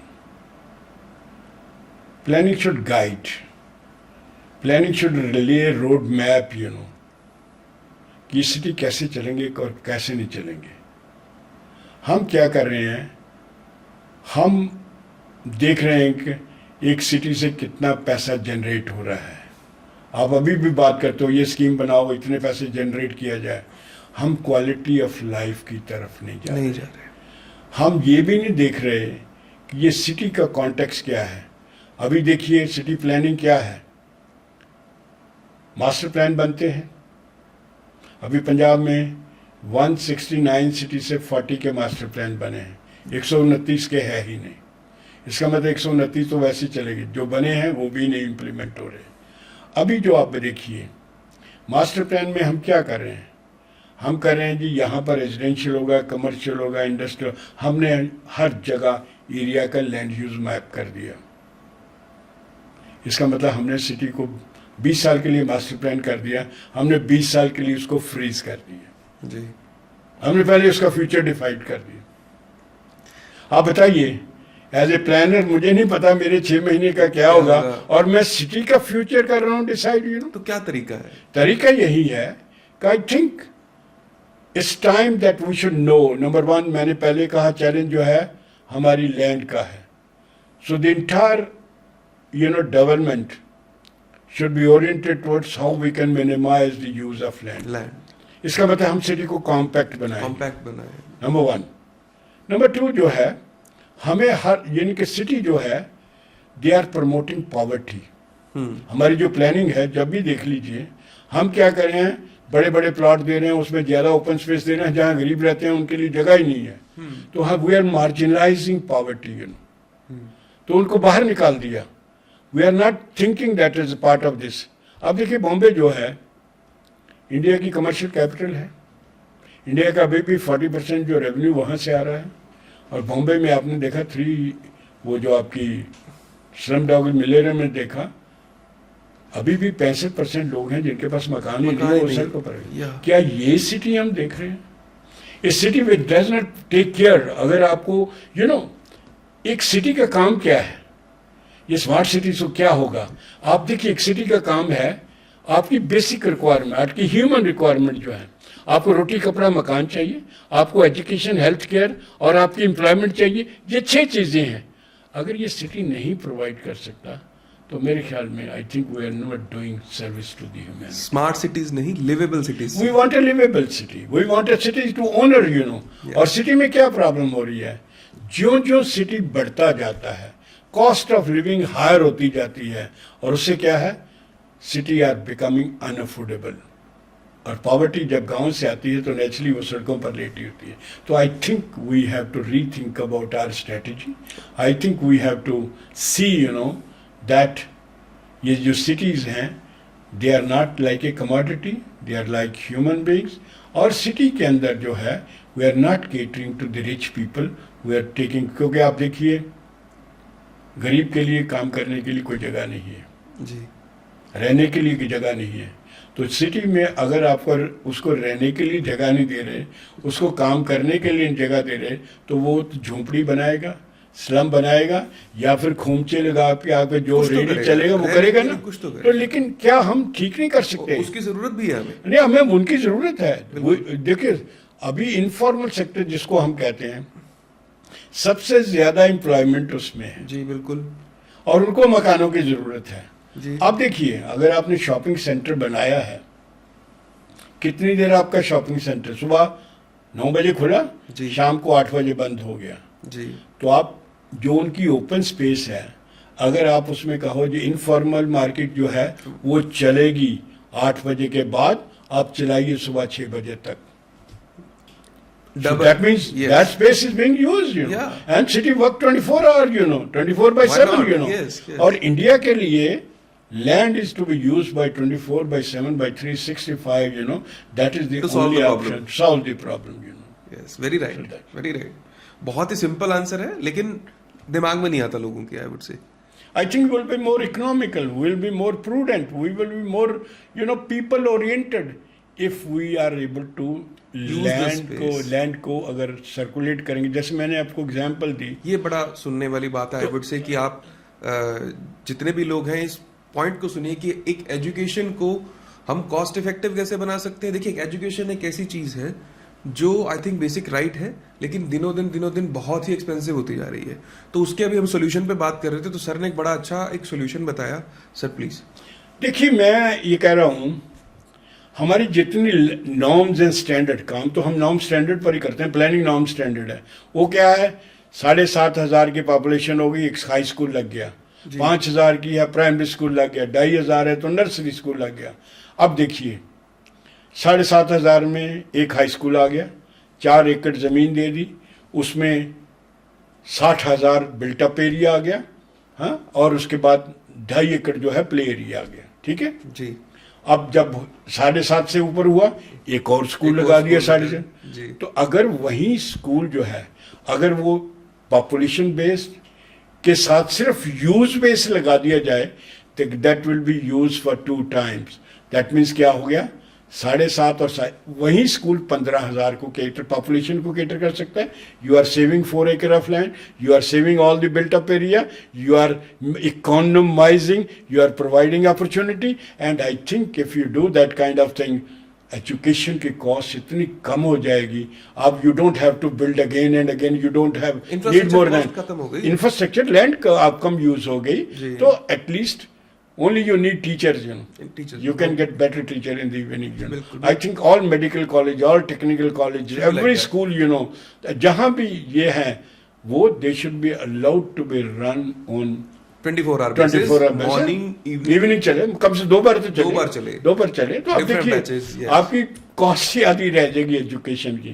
और India will be in much better position to educate. अगर मैं इस सिटी वाले पार्ट को जो हम डिस्कशंस कर रहे हैं, इसको अगर कंक्लूड करूं, तो मैं एक छोटा सा आंसर आपसे चाहता हूं कि अगर आज आपको उससे पहले मैं एक पहले क्वेश्चन पूछ लूं, मेरे दिमाग में आ रहा था अभी जो बातों से, कि मैं एक चीज़ बड़ी नोटिस करता हूं, आजकल जितने टाउनशिप्स बन रही हैं छोटे शहरों के अंदर या किसी भी शहर के अंदर कोई टाउनशिप बनती है, उसको मैंने देखा है कि चंडीगढ़ की तरह करने के लिए व्हाट दे डू इज एक सेटबैक्स क्रिएट कर दिए जाते हैं, रियर सेटबैक, फ्रंट सेटबैक, जो कि एक जोनिंग लाइन अकॉर्डिंगली क्रिएट कर दी जाती है.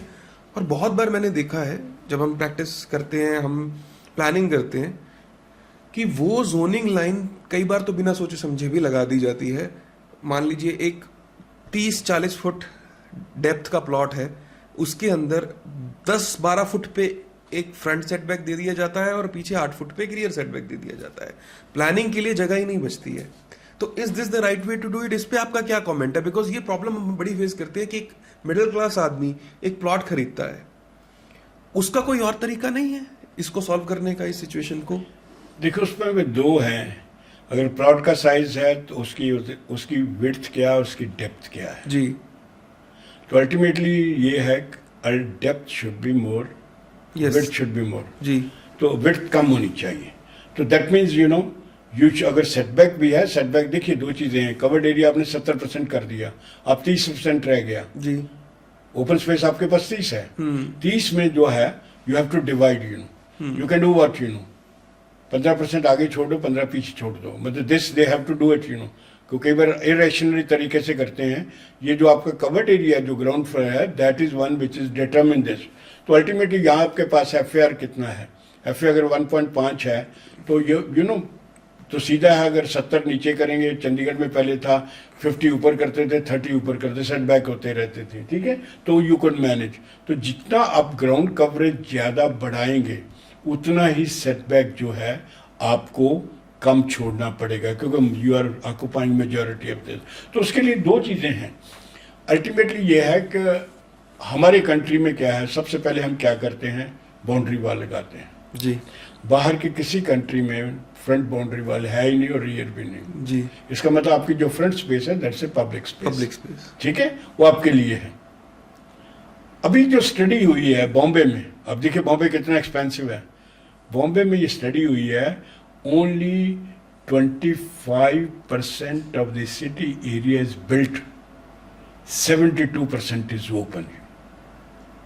उसमें क्या गया, आपके फ्रंट सेटबैक, रियर सेटबैक है, आपके पब्लिक स्पेसेस हैं, उनको मतलब this is one of the fine study, you know. ये एक एंगल देखिए कि ये सिटी जो है जिसमें लैंड इतनी एक्सपेंसिव है, तो जब उन्होंने पूरा निकाला तो सिर्फ 28% बॉम्बे का एरिया बिल्डिंग के अंदर है, 72% ओपन है, जिसमें रोड भी आ गई, आपके सेटबैक आ गए. तो कहा अगर ये अपना अगर फ्रंट सेटबैक खत्म कर दें तो I think you will find the city will be much cleaner and greener. लेकिन मैं एक चीज़ आपसे शेयर करना चाहता हूँ. आई वॉन्ट यू नो, अगर आपको लैंड को यूज़ करना है, आई थिंक हमें जो है ये जो प्लॉट, ये जो डेवलपमेंट है, उसकी टाइपोलॉजी चेंज करनी है. We should go from plotted development to flatted development. Okay, देखो तो मैं 2 चीज़ें बता रहा हूँ.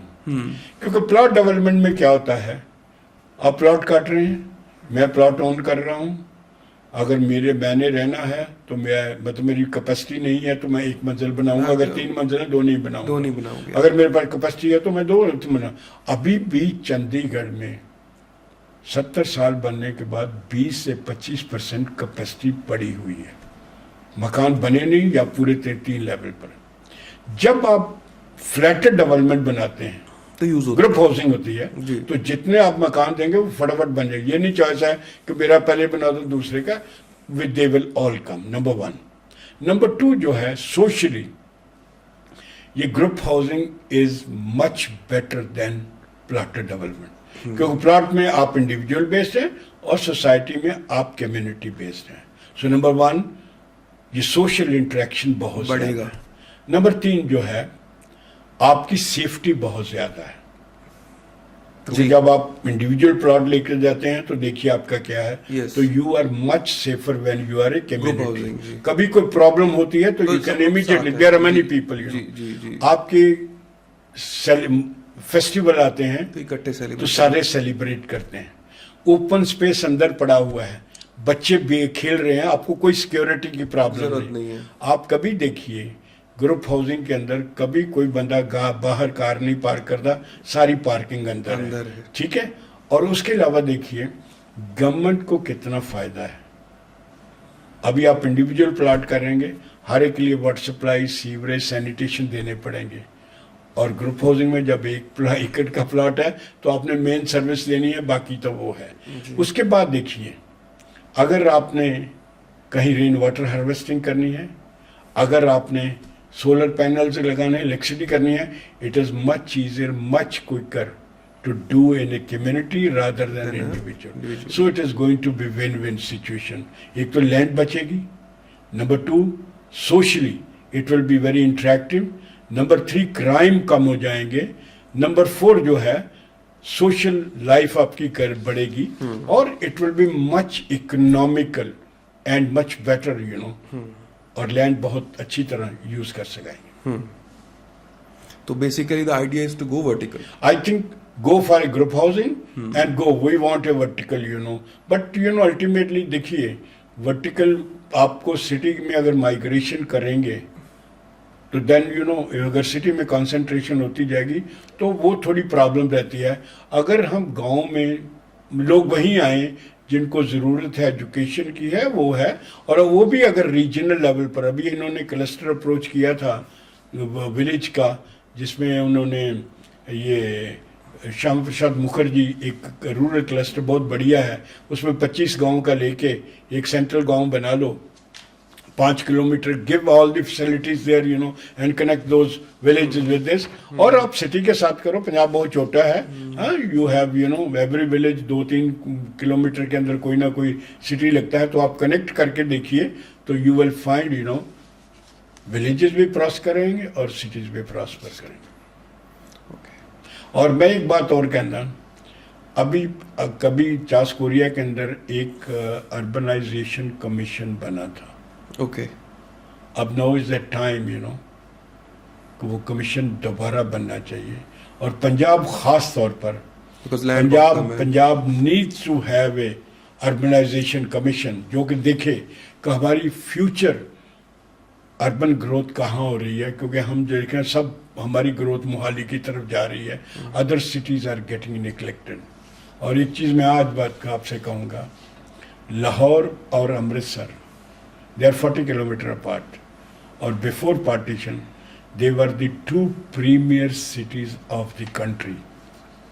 दे were premier city you know in terms of business, in terms of culture, everything you know, everybody. दो हिंदुस्तान में सबके कह जाना है तो लाहौर चलना है तो अमृतसर आ जाओ। आज अमृतसर, आज लाहौर की आबादी 1.33 करोड़ है और अमृतसर की 11 लाख है।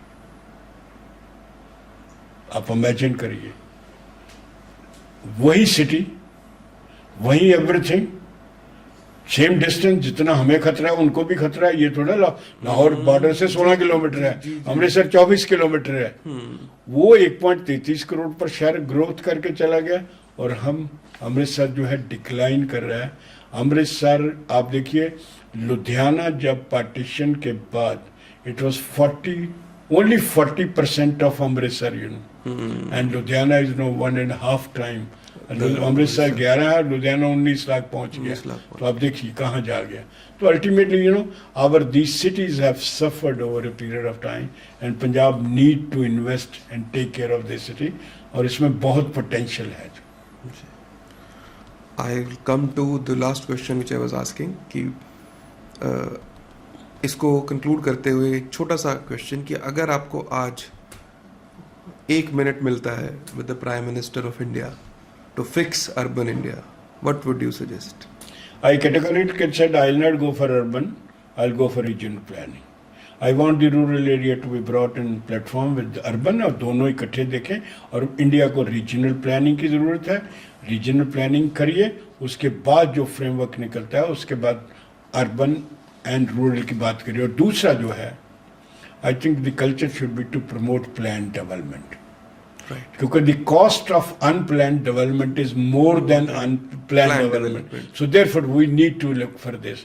और प्लानर जो है, मैं ये नहीं कह रहा कि जो आज की प्लानिंग करें वही चलें। I think planners have to relook, redefine their own strategies, and architects have to do much more role. And I involvement. categorically said the future city shall be designed by architect, not by planners. Note कर education की बात करते हैं, architecture education पे। आपने architecture education पे बहुत काम किया है, बड्डल आईआईटी बड्डल के आप फाउंडिंग प्रिंसिपल भी रहे हैं। तो एजुकेशन के अंदर आपका जो रोल्स रहे, डिफरेंट रोल्स रहे, इवन आईआई के भी अंदर आपका बहुत बड़ा रोल है, उसकी जो आप हमारी जो डिग्री आप करवाते हैं उसके अंदर। तो वो सारी चीज़ों में आपका क्या एक्सपीरियंस रहा, क्या प्रॉब्लम्स दिखी आपको, और आज जैसे कि बात की जाती है कि आज की जो आर्किटेक्चर एजुकेशन है उसमें क्या बदलाव की ज़रूरत है? एक तो मैं बात कहूँगा, आज जब मैं आईएम में गया था तो मैंने अभी भी उनको कहा था कि एजुकेशन और प्रोफेशन पर वाइट पेपर लाइए। Blank paper? White paper, okay. White paper वो होता है जो सारा स्टडी करता है प्रोफेशन में क्या हो रहा है, मतलब जो जिसका भी वाइट पेपर लाएंगे that will narrate you know ये सिस्टम क्या है, इसमें क्या पॉजिटिविटी है, क्या नेगेटिविटी है, क्या चैलेंजेस है और क्या ऑप्शन हो सकता है। So white paper on architectural education must come here, number 1 जी। और आर्किटेक्चर प्रोफेशन पर आना चाहिए, क्योंकि education and profession are correlated. Number 2 जो है, जो प्रोफेशन जिस तरीके से रीडिफाइन हो रहा है, education should be able to take care of that, cater करना चाहिए। हो क्या रहा है कि ज़्यादातर जो है एजुकेशन में जो है उसमें who are the stakeholders, एक तो स्टूडेंट है, एक टीचर है, एक आपकी मैनेजमेंट अगर प्राइवेट में है, और चौथा आपकी यूनिवर्सिटीज़ में है। तो ये जो है इनको समझना है what kind of education is there. देखिए, अगर प्रोफेशनल एजुकेशन है तो इसका मतलब by the time I spend my time 4 और 5 years in a college in architecture, I spend 5 years, 5 साल के बाद मैं आता हूँ तो मैं ब्लैंक नहीं होना चाहिए। I should be able to you know do my professional job, मुझे प्रोफेशनल बेसिक्स आना चाहिए।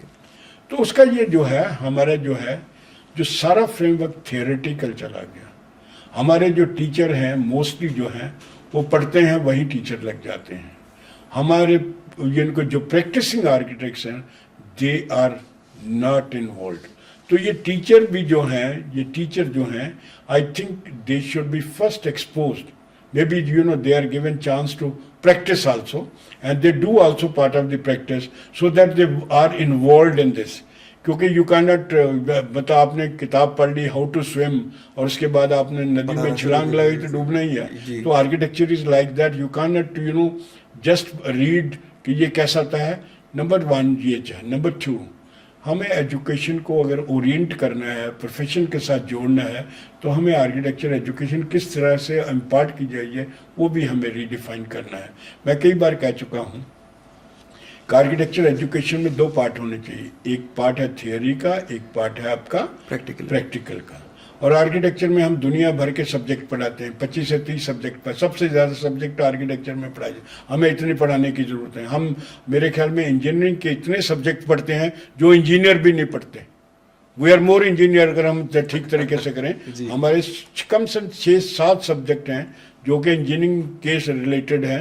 स्ट्रक्चर है, आपका कॉस्ट, हाँ, आप स्पेसिफिकेशन है, आप कोई भी चीज़ करिए जाके तो वो वहाँ पर आपको पढ़ाए जाते हैं। तो अगर मेरे ख्याल में फोकस जो है हमें स्ट्रक्चर के प्रिंसिपल चाहिए, ना कि उसकी कैलकुलेशन चाहिए। तो मैं ये अगर सजेस्ट कर रहा हूँ, अगर फर्स्ट हाफ जो है आप थ्योरी पढ़ाएं और आफ्टरनून में स्टूडेंट जो है किसी आर्किटेक्ट के साथ काम करे, तो यू विल फाइंड स्टूडेंट जो है उसकी एजुकेशन बहुत फ्रूटफुल हो जाएगी। और वो जब वो निकल के आएगा ही विल बी रेडी, क्योंकि उसने सब प्रोजेक्ट पर काम किया उन्हें। और तीसरी चीज़ मैं ये कहूँगा, जैसे मेडिसिन में जब आप जाते हैं पहले दिन आपको ह्यूमन बॉडी समझा दिया जाता है। आप 5 साल तक ह्यूमन बॉडी से जैसे स्टडी करते हैं, टांगों पैरों से लेकर सिर तक सब में लाश कर, लेकिन हमें कभी बिल्डिंग एनाटॉमी नहीं पढ़ाई जाती आर्किटेक्चर। अगर बिल्डिंग एनाटॉमी पढ़ा दी जाए तो हमें हर स्टूडेंट ऑफ आर्किटेक्चर को पता होना चाहिए कि ये बिल्डिंग है क्या, इसमें जो जितने फाउंडेशन से लेके आप आज से करिए जाके teach building anatomy as one of the subject you know, तो बच्चे को पूरा पता लग जाए कि बिल्डिंग है क्या और बिल्डिंग में चैलेंजेस क्या है और क्या क्या हो सकता है। तो मतलब बेसिकली हमें प्रोसेस पर जोर देना है, ना कि प्रोडक्ट पर जो हमें प्रॉब्लम आ रही है। तो थोड़ा इसको हमें दोबारा देखना पड़ेगा, प्रैक्टिकल ओरिएंटेड करना पड़ेगा। और दूसरा मैं ये भी कहूँगा कि जो आर्किटेक्ट्स प्रोफेशन में हैं, they should also come forward, you know. Yes. They should also come उनका forward. involvement जरूरी उनकी इन्वॉल्वमेंट बहुत जरूरी है। They should come, discuss and you know. Perfect balance create हो जाएगा। आई वुड से आपने बिल्कुल सही बात कही कि जो मॉर्निंग में क्लासेस, आफ्टरनून में आके के साथ प्रैक्टिस, देन कहीं ना कहीं दोनों का फायदा है, दोनों का फायदा है। नहीं, आप प्रैक्टिस स्टूडेंट बड़े इनोवेटिव होते हैं, उनके पास you know they are very good working. तो आपको मैन पावर की शॉर्टेज नहीं रही, आपको नए आइडिया मिल जाएंगे। और दूसरी चीज मैं ये कहूँगा, architecture is elitist, you know. हम अमीरों की बात करते हैं, अभी architecture have not gone for masses, you know. हम विलेज इसको कभी किया ही नहीं। तो क्या विलेज में किस तरह के मकान कॉस्ट इफेक्टिव बना सकते हैं, कैसे, यू नो। हम एनर्जी एफिशिएंट बात कर रहे हैं आज, ठीक है, जीरो वेस्ट की बात कर रहे हैं। तो क्या आर्किटेक्ट्स उस एरिया डोमेन में काम कर सकते हैं? I think we need to spread our this. Ultimately architecture has to grow, you know, from a building to a city, from city to villages, and ultimately इस we should be architecture for masses should be the theme. Architecture के अंदर अभी India में बात करें तो एक तरीका होता है डिग्री करने का, बैचलर इन आर्किटेक्चर, आप 5 साल कॉलेज जाते हो। दूसरा एक और तरीका आईआई के थ्रू भी होता है। तो एक सीओए है जो हमें लाइसेंस देती है। तो पहले तो इन दोनों का डिफरेंस क्या है, सीओए क्या करता है, आईआई क्या करता है, आप थोड़ा समझा दीजिए सो दैट कुछ ऑडियंस को इन दोनों के बारे में भी पता चले। एंड आईआई जो है, उधर से जो लोग ग्रेजुएशन करते हैं उसकी क्या वैल्यू है और वो किस तरह से की जा सकती है। इनफैक्ट क्या है कि सिर्फ इसी प्रोफेशन में है कि that we have 2 kind of systems. I I is a professional body, this came about 108 year back, you know. So ये प्रोफेशन से है, प्रोफेशनल ने बनाई है। लेकिन बाद में हमने कोशिश की कि ये रेगुलेट होनी चाहिए। तो फिर ये पहला जो नया इंडियन आर्किटेक्ट्स 1972 में है। अभी देखिए इंजीनियर का कोई नहीं है, प्लानर्स, वो प्लानर का कुछ नहीं, किसी के पास नहीं। तो ये जो है 72 में इंडियन आर्किटेक्ट्स आया, तो that is act of parliament. और उसके अंदर जो काउंसिल ऑफ आर्किटेक्चर है, that is a statutory body. They have a role and responsibility and authority because they are mandated under a law, you know, ठीक है। तो ये जो, लेकिन ये आईए जो है प्रोफेशनल बॉडी है, they have their own memorandum of understanding and they have, you know, those rules and regulation under which they operate, you know. तो लेकिन जब आर्किटेक्ट एक्ट बना, उसमें अनफॉर्चुनेटली जो हुआ वो एक चीज़ हम मिस कर गए। हमारा टाइटल प्रोटेक्ट हो गया, लेकिन प्रैक्टिस प्रोटेक्ट नहीं हुई जी। अब देखिए प्रोफेशन चलेगा, अगर प्रोफेशन चलना है तो ये नहीं टाइटल, मैं तो आर्किटेक्ट का हैट लेके घूम रहा हूँ, जी। Every Tom Dick and Harry is allowed to practise, you know. अब देखिए कौन आदमी बना रहा है, majority of houses are being built by the non architects. जी। तो जो आर्किटेक्ट एक्ट में जो कमी रह गई, practice protect. That practice must be protected. उसमें दोनों चीज आनी चाहिए। लेकिन हमने क्या, उन्होंने engineer are very notorious, you know, उन्होंने कहा प्रैक्टिस दे दी तो हमारे पास क्या बचेगा। We are not you know demeaning engineering, but they should not design building, they should be able to provide structure है, बिल्डिंग सुपरविजन करें, जो भी है स्पेसिफिकेशन है, टेक्नोलॉजी उनके पास है, they can do it, you know. और मुझे यह भी याद आ रहा है, कभी इंडियन काउंसिल ऑफ आर्किटेक्चर ने, ये अभी भी सवाल उठा था, अभी आप नेशनल बिल्डिंग कोड पढ़ेंगे, engineer is more competent than an architect, you know, in designing building. आप बड़ा ध्यान से पढ़िए, national building code is the, you know, Bible, अब सारे लोग रेफर करते हैं, जी। उसमें भी जो एम्बेडेड है, क्योंकि that is prepared by the architect और इंजीनियर्स। उन्होंने इंजीनियर की competency as more than in designing than an architect. How this can happen, you know, that's a total फॉलिसी।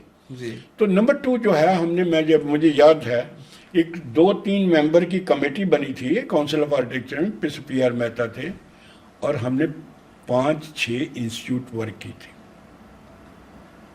जिसमें 3 आर्किटेक्चर के थे, 3 इंजीनियरिंग के थे। You will be surprise, you know, किसी engineering college की सिविल इंजीनियरिंग में building design पर 0 our थे टीचिंग के। जब किसी कोर्स में आपको पढ़ाया नहीं जाता, आप प्लानिंग एंड डिजाइन के, what kind of competency you will have. जी। तो आर्किटेक्चर में इंजीनियरिंग के सब्जेक्ट्स हैं, हमारे हैं, we know, we found, you know, कि हमारी जो इंजीनियरिंग है, बिल्डिंग से हम इंजीनियरों से ज्यादा पढ़ते हैं, हमारे में स्ट्रक्चर चलती रहती है।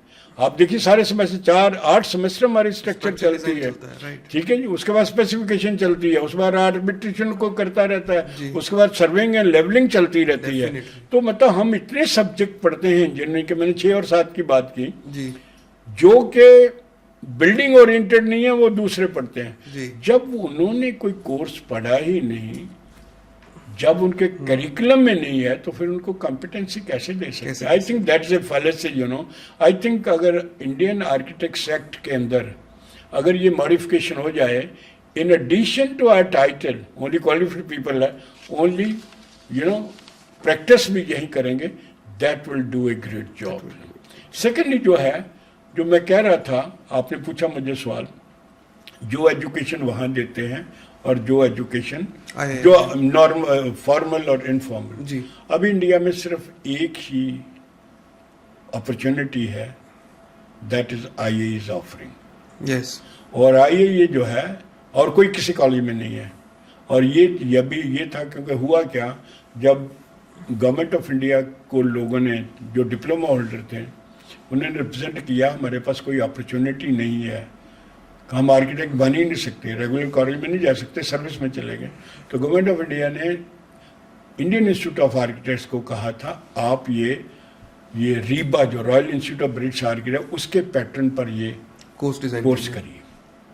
और ये कोर्स जो है, आप देखिए कभी कोर्स में, the people are always working in a with an architect, and nobody completes within 5 year, they take 6 to 7 आराम से। और उसके बाद देखिए इसमें एंट्री क्या है, the people who have done already a diploma जी, जिन्होंने 3 ईयर डिप्लोमा किया और कर चुके हैं, यू नो, ऑलरेडी 8 से 10 साल मिनिमम लग जाते हैं। देखिए, तो अगर उसके बाद भी जो है सिस्टम जो है हमारा, मतलब आम कॉलेज में देखिए 80 to 9% पास है, यहाँ पर 20 से 25 या 30% है।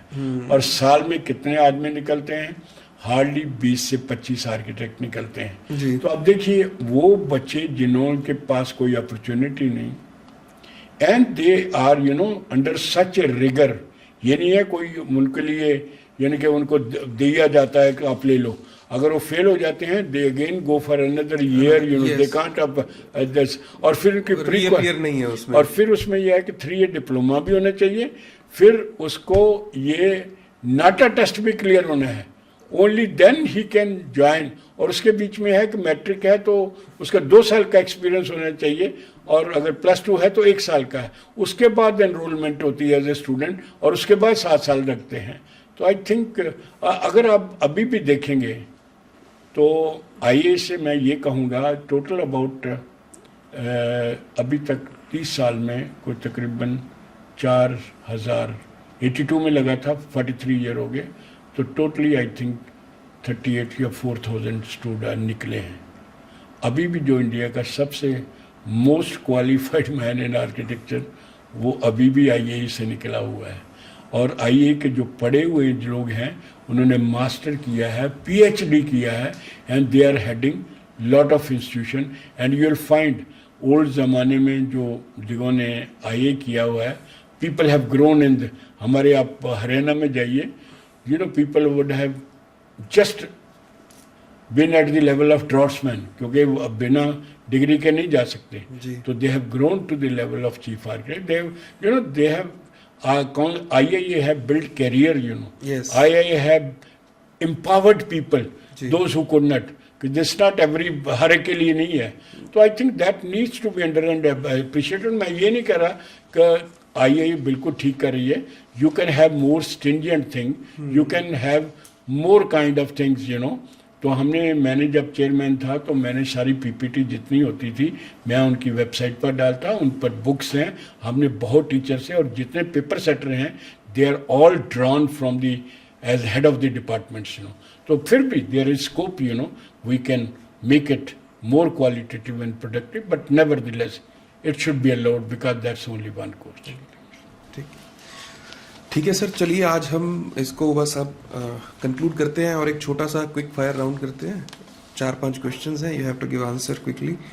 सो a building that defines Chandigarh for you. A building which use material in the natural form and takes care of the total climate and the culture of the city. Right.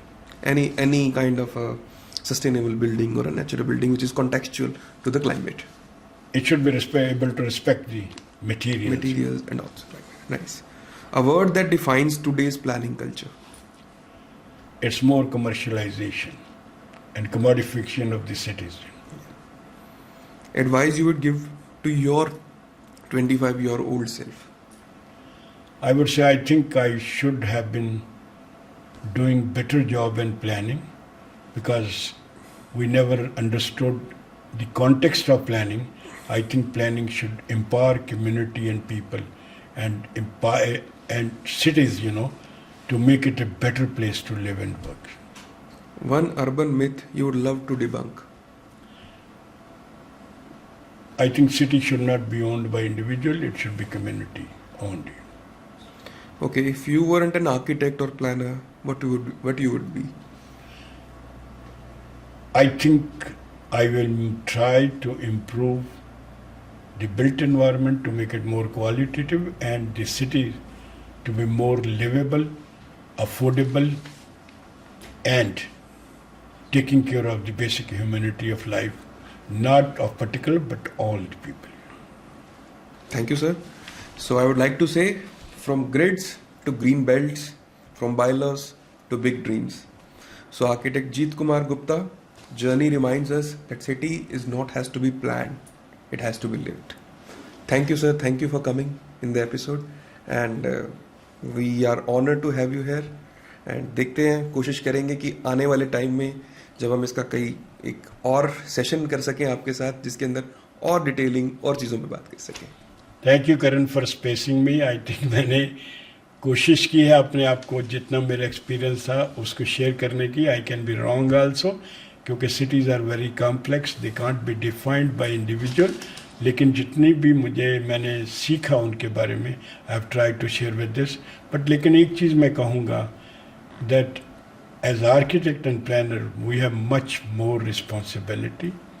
I think we have to be more cautious when we are rendering our surface, and we should think that we are trying to improve the quality of life as well as the climate and the environment. So basically it is totally humanity focused and the environment focused. और एक चीज़ मैं conclude करूँगा, बिना architects के involve किए गए ये जो क्लाइमेट चेंज, ये ग्लोबल वार्मिंग और ये 17 सस्टेनेबल गोल, उनको अचीव करना मुश्किल है जब तक कि आर्किटेक्ट अपना पूरा इन्वॉल्व नहीं होता। Thank you sir, thanks for coming. And एक छोटा सा आप अपना एक्सपीरियंस शेयर कर दीजिए, आपका एक्सपीरियंस कैसा रहा हमारे साथ? I think it was great to learn. In fact मैं पहले पूछ रहा था मेरा सब्जेक्ट क्या होगा, तो सब्जेक्ट नहीं बताया गया, लेकिन आई think it was much better, you know, क्योंकि इसमें ना तो मैं फिर उस अपनी लिखा पढ़ी पर चलता, मैं अपने तो अभी लिखी चीज़ को मैं दोहराता, लेकिन it was coming right from my heart, जो मुझे समझ थी और मुझे लगा। लेकिन ये जो मैं समझ रहा हूँ कि जिस तरीके का जो कन्वर्सेशन है ये ज़्यादा प्रोडक्टिव है और ज़्यादा ऑनेस्ट होने के लिए I think that's an opportunity where I can explain. But I hope you know कि आप ये एक बड़ा प्रोफेशनल के लिए बड़ी अपॉर्चुनिटी है, और आई hope you will continue this endeavor. I know it's difficult, but nevertheless it has its plus or minus, but it can help in the becoming profession more qualitative और लोगों को सोचने पर बाधित कर देगा. That is I think the ambit. Thank you very much. Thank you sir, thank you. यही हमारा एक मकसद है कि एटलीस्ट हम एक डायलॉग शुरू करें कुछ बातों पे जो अब ज़रूरी हो गई हैं। तो that was the idea, and thank you, thanks for coming sir, thank you.